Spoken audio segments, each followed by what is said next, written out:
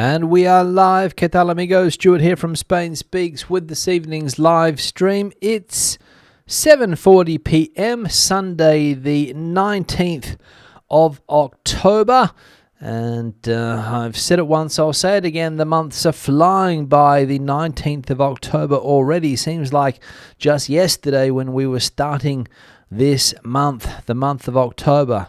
Anyway, we'll move on and we'll be taking a look at some of the main stories that have caught my attention in the press today in Spain. Some comments that have been left on the channel in recent times by viewers also. And we'll go into the live chat section around the second half of the live stream tonight, 20 minutes in roughly. We'll go into the live chat and see what's happening there. So if you are watching this evening, say hello in that live chat. Now we'll get straight into the news. First story today, and it is that Vox's surge puts pressure on opposition leader Feijóo's leadership of Spain's Popular Party. The rise of the far-right party Vox is unsettling Spain's Conservative Party, the PP, as internal polling shows Vox gaining ground even in traditional PP strongholds such as Galicia and Madrid. According to these surveys, Vox could reach 20% voting intention in a general election, almost 3 points higher than recent national polls, while the PP has fallen to around 30.5%, its lowest level in months. This surge poses one of Alberto Núñez Feijóo's biggest challenges since becoming PP leader: how to contain Vox's momentum without alienating moderate voters. In response, Feijóo has hardened his stance on immigration and nationality laws, proposing tougher language and cultural requirements for citizenship and restrictions on migrant aid. However, this strategy has caused internal friction within the PP because its centrist and hardline factions with little improvement in so far in polling. So that is what Spain's number one opposition party currently, I'll say currently because you never know if they will be overtaken shortly by the political party Vox, the Partido Popular, the Popular Party here in Spain, losing voters to people that want a tougher stance, let's say, on certain things, especially when it comes to immigration and the like. And as we can see there, Vox going up in the polls, Mr. Feijóo going down in the polls. So maybe, I don't know, is it time for a leadership change or challenge in that political party? I don't know. Time will tell. Speaking of Mr. Feijóo, he's been in the news quite a lot lately because of ideas that his party is putting forward. We saw some of them there, for example, related to immigration. I mentioned some of those in yesterday's video also. And here we can see that Mr. Feijóo has promised 0% VAT for the self-employed, earning less than 85,000 euros a year. Spain's opposition leader Alberto Núñez Feijóo has pledged to introduce a 0% VAT franchise for all self-employed workers earning less than 85k annually, eliminating their obligation to file VAT returns. The measure, part of the PP's new comprehensive plan for the self-employed, aims to ease the tax burden on freelancers and small business owners who struggle with quarterly payments. The plan aligns with EU Directive 2020-285, which allows member states to exempt low-earning self-employed workers from VAT reporting, a rule Spain has yet to adopt, despite other EU countries having done so. The PP argues this change would inject liquidity into the sector and reduce bureaucracy. Feijóo will discuss the proposal in meetings with freelancers in Soria and business leaders next week, framing it as part of his broader effort to rescue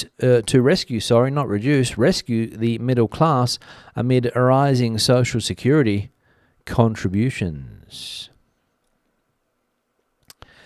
So Mr. Feijóo on the front foot there with some ideas for the self-employed collective in Spain, of which I find myself and many other people, I'm sure, that are working in Spain, self-employed, and those social security contributions, not popular, right, as they seem to be going up year on year, and lots of people receiving letters from the Social Security Department here in Spain claiming more money.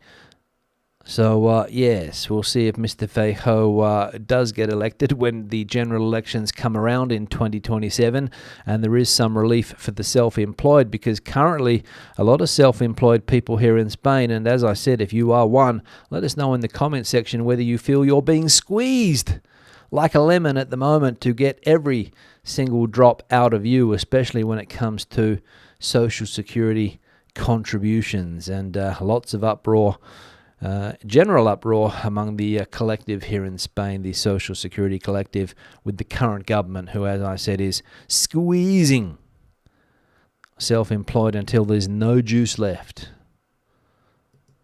Next article here, and Mr. Sanchez, Prime Minister, calls for a common minimum wage across the European Union. Spanish Prime Minister Pedro Sánchez has proposed the creation of a common minimum wage for all EU member states, arguing that Europe must guarantee fair living standards and stronger social rights for its citizens. Speaking at the Party of European Socialists Congress in Amsterdam, Sánchez urged fellow leaders to counter the rise of the far right with real solutions such as decent jobs, affordable housing, quality public healthcare and education. He stressed that Europe's social pillar must be expanded to protect workers' rights and middle-class gains that took decades to achieve. Sanchez also criticized Europe's traditional right-wing parties, accusing them of becoming satellites of the far right and warning that they risk being devoured by it. His speech highlighted Spain's economic progress and positioned his government's social agenda as a model for Europe's future direction. So, Prime Minister Sanchez leading the socialist call there at the weekend summit, saying that a minimum wage needed, and trying to impose Spanish policy on other European countries on the left side of the political spectrum, of course, which Mr. Sanchez finds himself. Spain apparently is the country that everyone's looking at the moment. Don't know for how long, but currently it seems to be that way. And Mr. Sanchez, of course, putting his hand up and saying, look, what I've done, this is what you need to do if you want to be successful in politics in your particular country. I've been successful. Look at me. How long have I been in power for now? 2025, coming on 7 years. So if you want something similar, follow my lead. I will guide you down the path, says Mr. Sanchez. And the final piece of news here, and it is that Moroccans are now the second largest foreign property buyers in Spain after the British. Moroccans have become the second largest group of foreign property buyers in Spain, behind only the British, according to data from Spain's General Council of Notaries. In the first half of 2025, foreigners purchased 71,155 properties, up 2% from the same period in 2024. British nationals accounted for 8.1% of sales, followed closely by Moroccans with 7.9% and Germans with 6.7%. Moroccan buyers were particularly active in Murcia, Navarra, La Rioja and Extremadura, where they represented more than 30% of foreign purchases in some areas. The report also notes that the average price per square metre of properties bought by foreigners reached €2,417, marking a record 7.6% annual rise. Non-residents paid the most, €3,100 per square metre, while Moroccan buyers paid the lowest average price, €747 per square metre. So there we go. Moroccans now the second largest group of property buyers here in Spain. Obviously, in recent years, lots of Moroccans have been coming into Spain, joining the workforce, and of course, they need homes. And the banks, obviously, or they might have savings, I don't know, but going for cheaper property, I think they're €747 per square metre, whereas the British buyers, no doubt, spending a little bit more, as are some of the other foreign nationals that are buying property in this country. And of course, Spain's property market currently booming, and Moroccans, of course, getting on the property ladder, as we saw. Brits still number one. We also saw that there, so no denting the British will when it comes to buying property in this country, getting a house in the sun. But Germans dropping behind the Moroccans. I wonder what the reason for that could be. Is it the bad German economy currently? I don't know. I don't know. If you have a theory, let me know in the comment section. We're going to go into the comment section now. Check out what has been happening there. This one here from I Am Glad. I like it that you're so respectful of the public, walking by in the background that you blurred their faces. Thank you. I wish more vloggers were like you. Thanks, I am glad. Yes, you like it that I blur the background of my video so that people's faces are not appearing on YouTube. Because people that are walking in the background, my personal take on this is that they don't want to be in the video. They don't want to have their face shown all over the internet. So I blur their faces, which I think is the right thing to do. Lots of people don't do that. They go up to you in the street, they stick a camera in your face, and you have to deal with it. I don't agree. But anyway, people do what they do. And some of the videos that you will see on YouTube or TikTok or Instagram violate people's rights of anonymity, I think is the word, if I can get that out. Because as I said, you're walking down the street, going about your day-to-day, buying bread, and someone's filming. Just my opinion. Thanks for the comment. One here from Video Seconds. Where do you get this sticker? Never heard of it before. Have an old Ibiza and should get one? Thanks for the comment referring to the colour stickers that cars require here in Spain, if they meet the criteria, of course. Maybe the old Ibiza that you're driving there with the old diesel engine that rattles every time you start it up, you might not be entitled to a sticker. Therefore, you would not be allowed to drive in many cities come 2026, or even at the moment, you would be limited, I think. I don't think you can drive these old vehicles even in cities like Madrid or Barcelona now, unless you are a resident. Maybe even residents have to get rid of these cars by now. I don't know. But basically, it goes on the Euro classification system, Euro 4, 5, 6, 7, whatever they are. The new Euro rules and regulations come in, and of course, these cars get graded and the stickers get handed out accordingly. You can get them from the post office, you can get them from other places as well, but of course, your car has to classify for one. Not every car is going to get it, especially some of the old ones. And I get the idea from this comment that the old Ibiza maybe is one of those cars that is not sticker worthy. I don't know. But diesel cars especially. And a lot of those old Seat cars or Seat cars were diesels. Or are diesels still if they're still circulating. So whether you can get a sticker for that car, I don't know. But if it doesn't affect you in your village or wherever you're living in Spain, town, you don't have a low emission zone, wouldn't worry about it just yet. But keep an eye on it going forward. One here from Julian. Is there a place you can look up where you cannot take certain cars, e.g. on the DGT webpage? One of your information videos, re what the current rules are, how to get a sticker where you might not be able to drive, and if there is anything you can do, for example, conversion. Thanks, Julia, is this? Yeah. I'm not sure if there's a place where you can look up where you can take certain cars or not, but the rules are fairly clear that cities with more than 50,000 people here in Spain, and there are quite 50,000 people, yeah.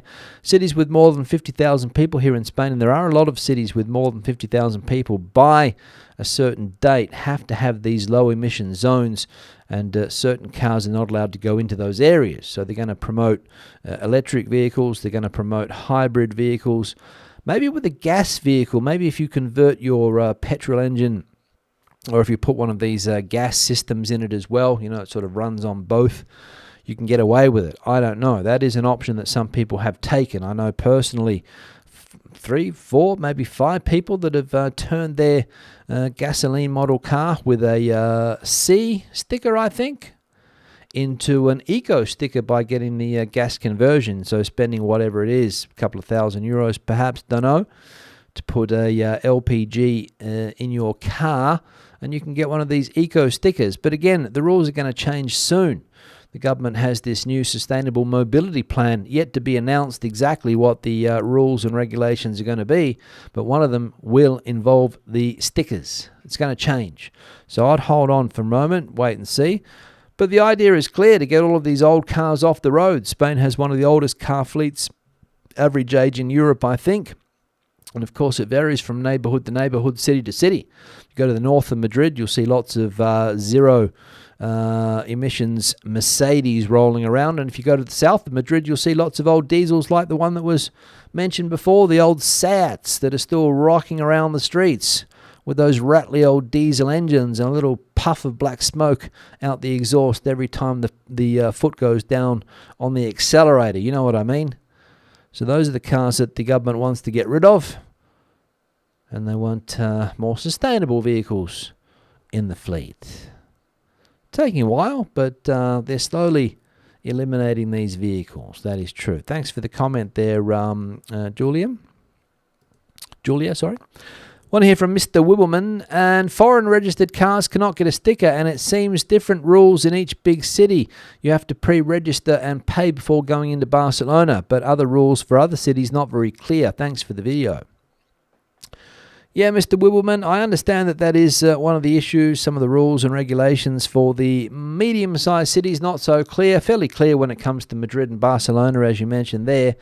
You can go onto the municipal websites and you can get an idea of which cars can go into the city centres and which cars can't if you're coming to Spain with your foreign vehicle. You can register them, of course, and get some type of temporary setup. If your hotel's, let's say, in the centre of the city and you want to park in the car park, you might need to get one of these special permissions. But in big cities, I know it does happen. But again, what happens if you go to a medium-sized city that has these new environmental laws or these low emission zones? Even here where I live, 100,000 people, we've got low emission zones. Nobody patrols them though. I see the old diesels rocking around. Nobody's controlling them, except when there's a school close by.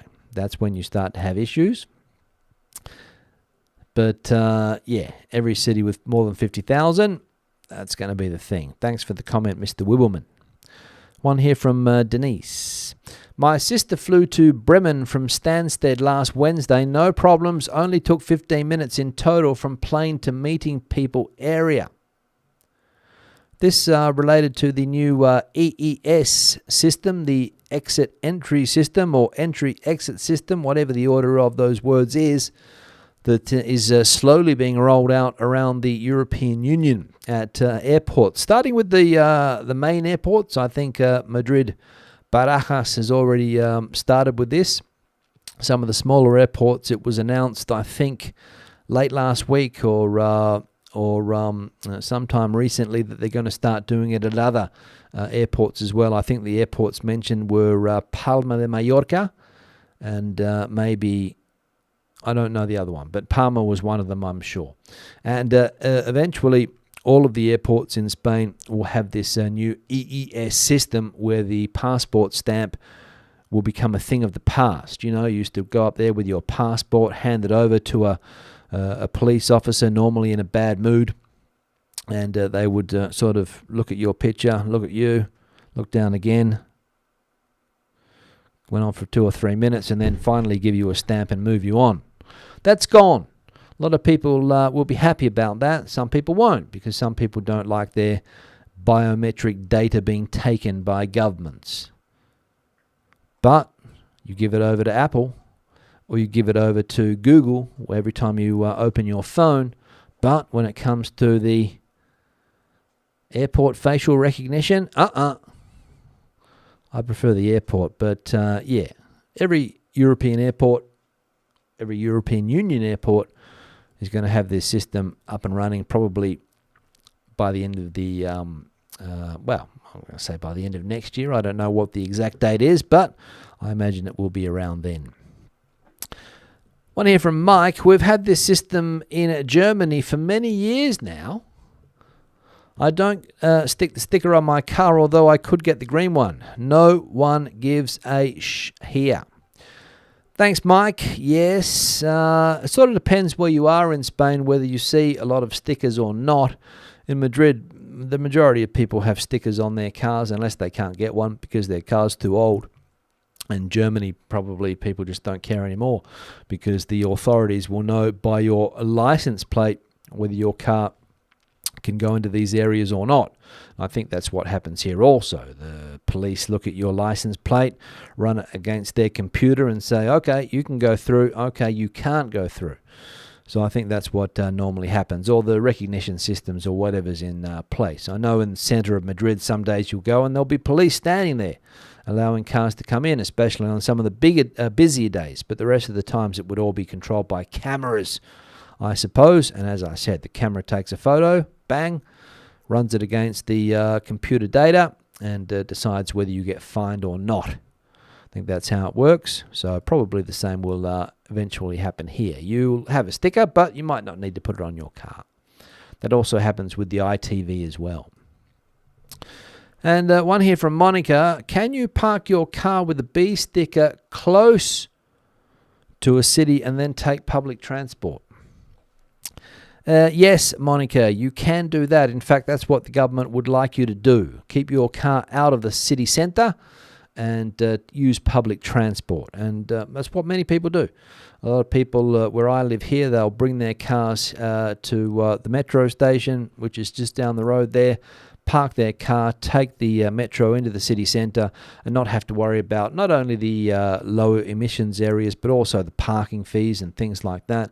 Because if you're going to drive into the centre of Madrid nowadays, it's going to cost you money to park anywhere unless you've got parking at your office or wherever it is that you are working. It's going to be expensive. So, yeah, that's the idea. Park your car on the outskirts and then jump on a train, jump on a bus, or jump on a metro. And you'll get into the city centre, normally directly to where you want to go. And you won't have any stress. You won't have any parking issues. You won't have to worry about fines. And you'll enjoy your day. Thanks for the comment. Now we're going to go into the comment section now. Check out what has been bubbling away in that comment section. Before I get there, I need to change the backdrop.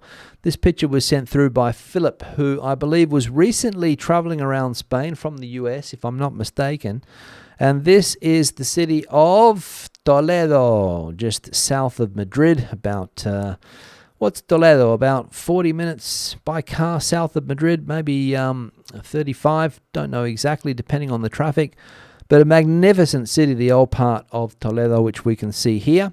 There's a new part of Toledo, which isn't as impressive as this, where the majority of people in that city live. And this city basically is, as you can see there, very old, where the cultures... The three different cultures once lived in harmony back in the day in the city of Toledo until they were kicked out. Now, if you've got a similar picture that you can see on the, if you want to see, so if you've got a similar picture you would like to see on the backdrop, if I can get those words out, spainspeaks@gmail.com is the email address. Feel free to send your pictures through to that email address. I'm also going to put the like icon on the screen. If you haven't hit the like icon yet, only 29 people have hit the like icon. So people watching the video without hitting the like icon, what's going on? Hit the like icon, please, just below the video. You will find it. And we'll see if we can get up to a decent tally today as far as likes is concerned. And spainspeaks@gmail.com, the email address if you want to send anything my way. Photo, article, whatever, that is the email address. Feel free. I'm also going to thank the people that have supported the channel, as I always do, the valued members of the channel, Patreon supporters, people that have bought me a coffee, super thanks, super chat here on the live streams. Thank you very much for that support. It is appreciated. And also, as I mentioned, the channel members, if you would like to join the channel, support it that way, feel free. You can find the information on the main page of the channel, how to join. Now, I'm going to go into the chat section in just a moment. Let me just de-blur the background here quickly. Scratch my nose also, and we'll get into the live chat. Let me scroll up. I think I saw a super chat. Oh, yes, one here from regular contributor Marcus, valued member of the channel too. €5. Home prices are rising much, much faster than wages. I have no idea how people on an average Spanish wage can afford a roof over their heads. Thanks, Marcus. I'm sure a lot of Spanish people ask themselves exactly the same questions, as do people in Australia nowadays. How do we buy property? The prices are through the roof. There's scarce offerings and salaries. Sometimes you need at least 2 salaries to be able to cover the mortgage payments, and that's the issue for a lot of people. And you hear the older generations speaking about this, or people talking about their parents' generations, how they only needed 1 salary to buy a house back then, how they were able to buy a property, how they were able to have a couple of properties. But nowadays, it's not the case. Maybe they had a holiday home as well, a house on the coast, where they could spend their holiday time, as well as the one in the city or wherever they're living. But nowadays, Marcus, no, not easy, right? But as we saw, plenty of Moroccans buying property at the lower end of the scale, looking for areas that still have cheap property. So it can be done, just maybe not in the area that you want to live in.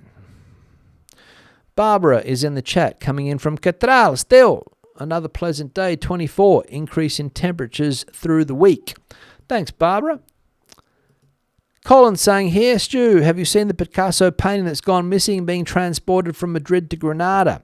Haven't seen anything about that, Colin. The big story today was the Paris theft. I think some treasures went stolen from the museum in Paris. The Louvre, I think, was the where the heist took place. So the Picasso painting now, with that one taking place, it pales into comparison with the Paris robbery. But I haven't heard anything about the missing Picasso. The National Police is still looking, I think. If anyone spotted it, let us know. Larry's in the chat, coming in from Cabo Blanco, Arona, Tenerife. Thanks, Larry. Good to see you. Sani coming in from Basingstoke, raining there. John is in the chat. Hello, enjoying a warm and sunny day in their part of Spain. Have a great week, everyone. Thanks, John, for that. Enjoying a Cruz Campo beer, no doubt, is John. Stephen's in the chat here. Good evening, all, from a damp and grey North London. Thanks, Stephen. Good to see you. Valued member, of course. As is Andrew. Good evening, all. Hope you're having a good weekend from a wet London southeast. So North London, damp and grey, as is South London.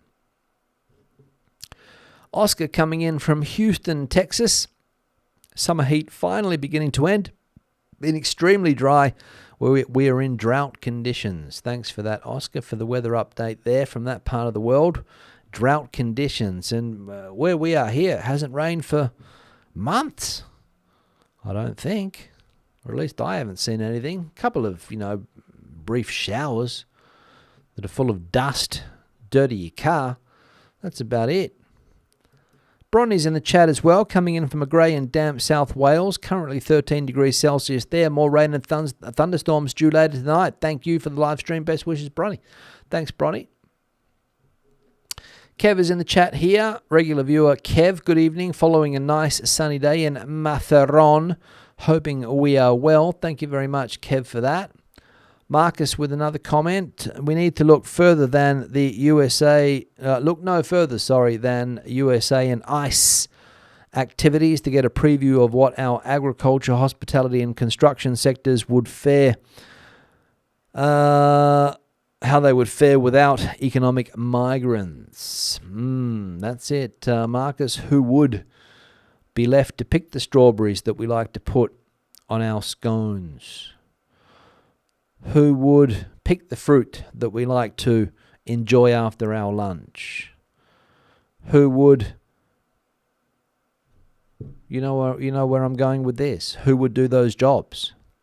if it weren't for the immigrants or the migrants, the economic migrants? Who would work in the bars and restaurants here in Spain? Who would be pouring those cold beers? Who would be cooking those menus of the day? Who would it be? I don't know, because the Spanish have said, those jobs are not for me anymore.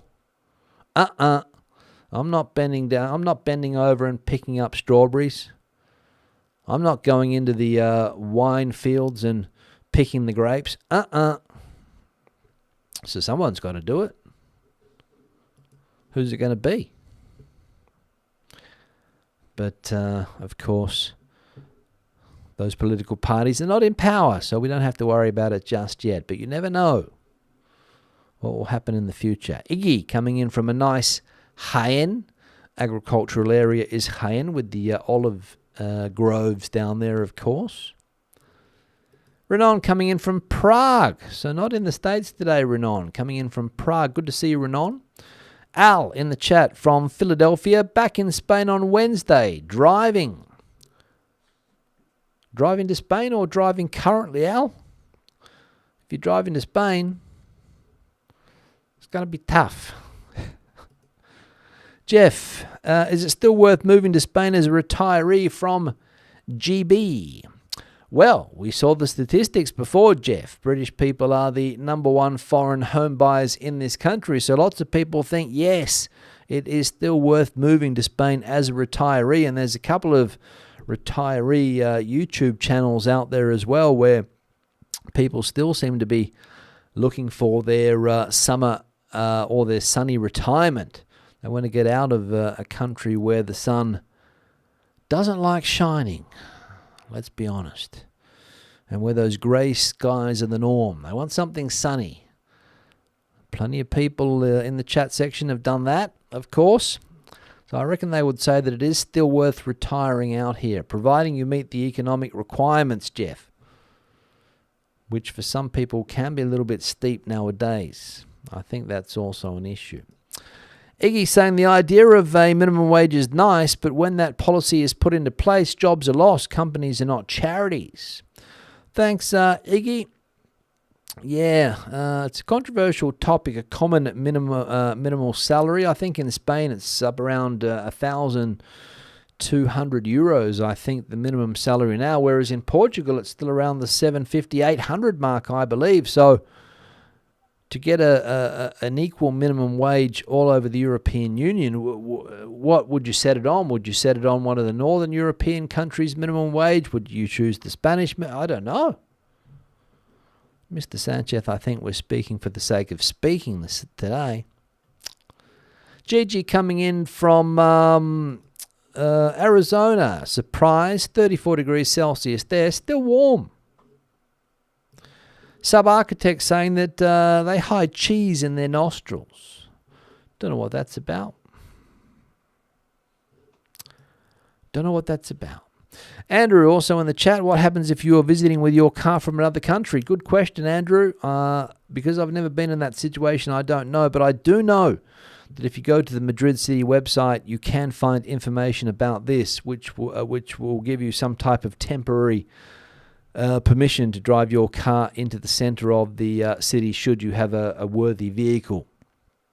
I use the word worthy for lack of a better one, but you know what I mean. But apparently you've got to go to a place and you've got to pick it up. It's not easy.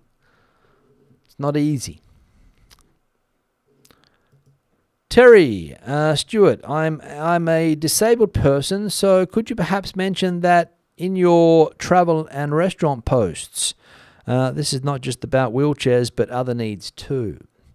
Thanks for that, Terry. Yeah, if I can keep that in mind, I will. I don't know whether a lot of places are wheelchair friendly, to be honest. Some of the places that I've been into in recent times, I can't remember seeing any type of ramp or access for people in wheelchairs. So I don't think it's easy in many, many places. And it would also depend on the type of place, I also believe, whether you would have wheelchair access. So I'll try and keep it in mind, Terry. Thanks. Busby 999. Hi Stuart. So the Moroccans are only second to the Brits now on buying property. Is that based on volume or value? Did we not see the article before? Let me just go back and see if I can bring it up on the screen. I think it was number 4. Let me see this. What is it? I don't know. I think it was so 5,000 transactions for the British, or 5,731. Moroccans 5,634. So just behind, as we can see there. So let me see if I can find the question again. So it was on volume.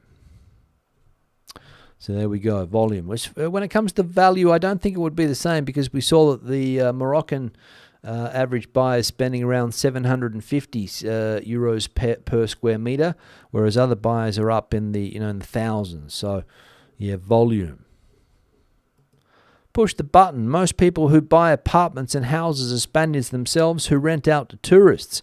Of course, it's their country. Of course, it's going to be. Thanks for the comment. One here from Stephen. Where can you get decent paper maps in Spain for the various regions, like here in the UK? Ordinance is that survey map showing all the details, great for hiking and biking. Not sure where, Stephen, but I'm sure there would be a place where you could get those maps, more specialised maps. If anyone knows, let us know in the comment section. Alicia, is this coming in from Warsaw? Good to see you. I hope the pronunciation's correct there. Probably isn't. Alicia, is that Alicia? Maybe it could be. I don't know. Thanks for the comment and tuning in from Warsaw, Poland. Larry saying, to get the DGT sticker, you can go to any post office with your NIE card and registration papers for your car. So there we go. So if your car is able to get one, you'll get one. If not, you won't. Hike Ranger coming in from Arizona. Still there today? I thought you were coming back to Spain, Hike.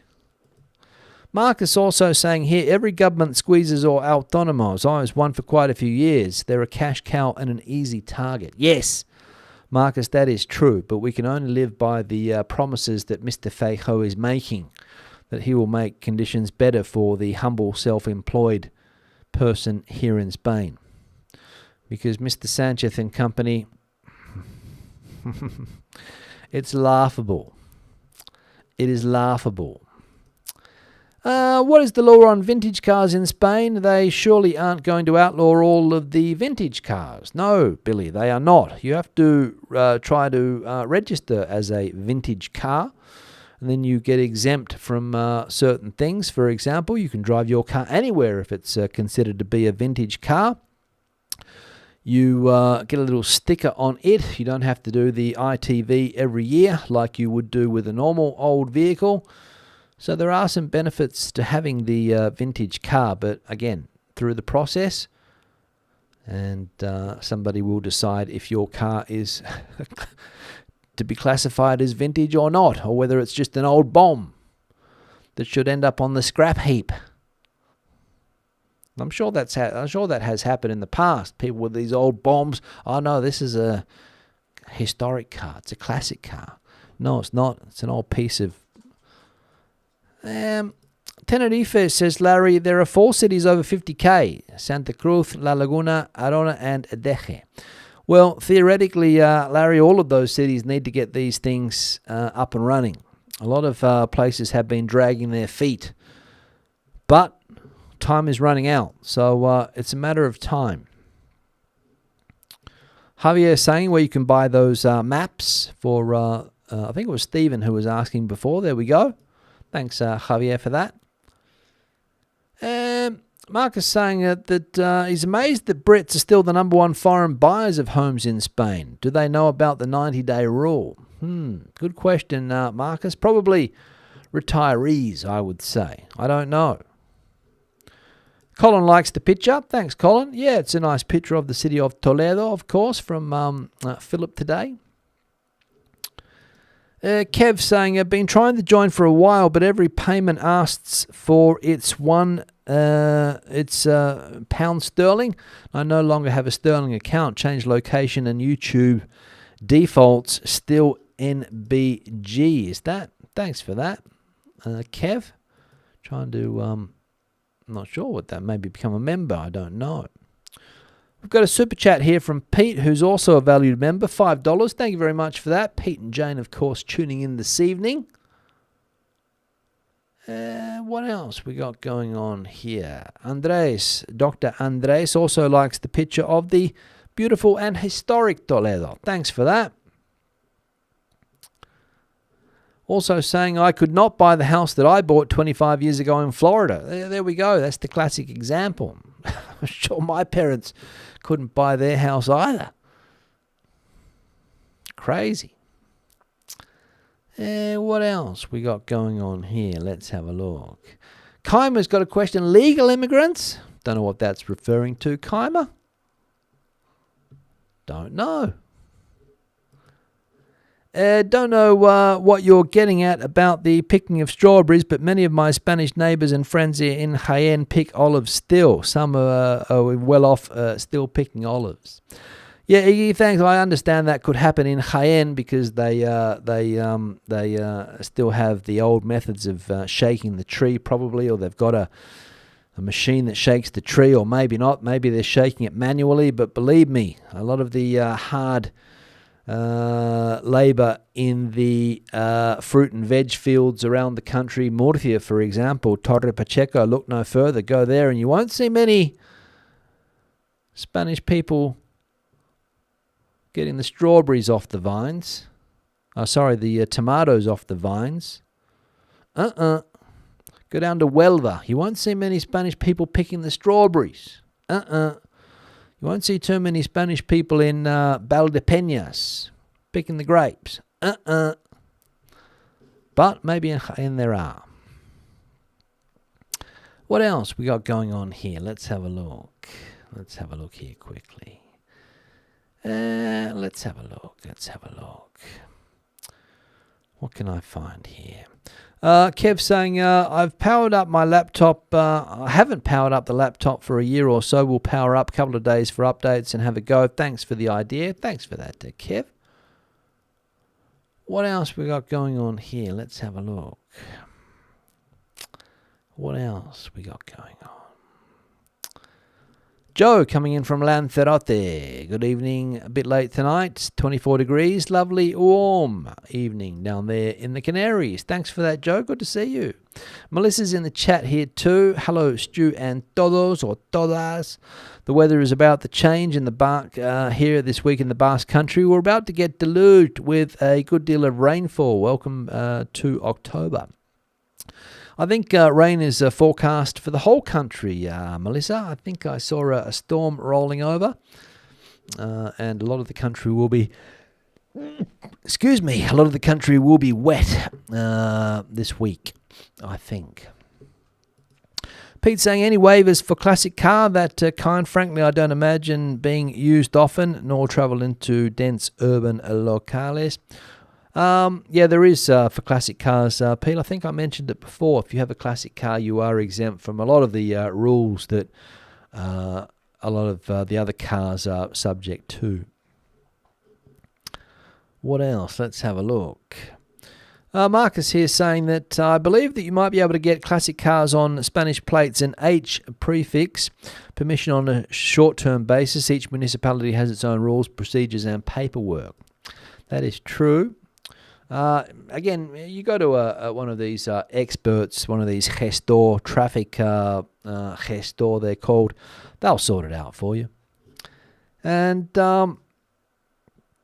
what else? Jaén is one of the most Spanish provinces demographically, not like Alicante, Barcelona, or Madrid. And James has just bought me a coffee. Thanks for that, James. Just got the email come through.